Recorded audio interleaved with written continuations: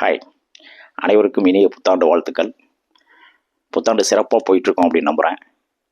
2026 ஒரு வெற்றிக்கான மனநிலையை உருவாக்குகிற ஒரு ஆண்டாக அமைய வேண்டும்.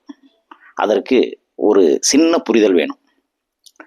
மனம் நம்முடைய மனநிலை, மைண்ட் அண்ட் ஆட்டிடியூடு. மனம் என்பது நாம் சிந்திக்கிற, நினைக்கிற, உணர்கிற விஷயங்களை பாசிட்டிவாகவோ நெகட்டிவாகவோ உருவாக்குகிற ஒரு மையம். நெப்போலியன் ஹில் அழகா சொல்வார், what ever can conceive and believe it can achieve. எதை நாம் நம்புகிறோமோ கருகொள்கிறோமோ அதை நாம் அடைகிறோம். மனம் அதை உருவாக்குது. அது பாசிட்டிவாக இருக்கலாம், நெகட்டிவாக இருக்கலாம்.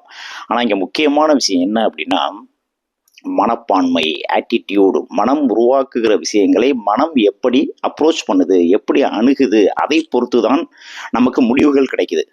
மனம் எந்த நிலையில் இருந்தாலும் மனப்பான்மை அணுகுகிற விஷயத்தை பொறுத்துதான் முடிவுகள் மாறுகிறது, விளைவுகள் மாறுகிறது. அப்போ நம்முடைய மனப்பான்மை, அதன் மீதான கருத்து எப்படி இருக்கு, அதை நாம் எப்படி எடுத்துக்கிறோம் அப்படின்றதான் முக்கியமான விஷயம். ஏன் அப்படின்னா, மனம் பல விஷயங்களை உருவாக்கும். அது எளிமையான விஷயங்களையும் எடுத்துக்கொள்ளும், கடினமான விஷயங்களையும் எடுத்துக்கொள்ளும், உருவாக்கும். ஆனா அந்த விஷயங்களை எப்படி அணுகுகிறோம். இப்ப ஒரு ஹோட்டல் இருக்கு, ஹோட்டல்ல நிறைய ஃபுட் இருக்கு. நமக்கு தேவையானது என்ன என்பதுதான் மனப்பான்மை. ஹோட்டல் தான் மைண்டு. நமக்கு என்ன தேவை, அதை எப்படி எடுத்துக்கிறோம், எப்படி அணுகிறோம் என்பதை பொறுத்து நம்முடைய வெற்றி இருக்கு. ஸோ மனப்பான்மை மீது கவனம் செலுத்துங்கள். ஏன்னா ஆட்டிடியூட் டிட்டர்மைன் யுவர் ஆல்டிடியூட்.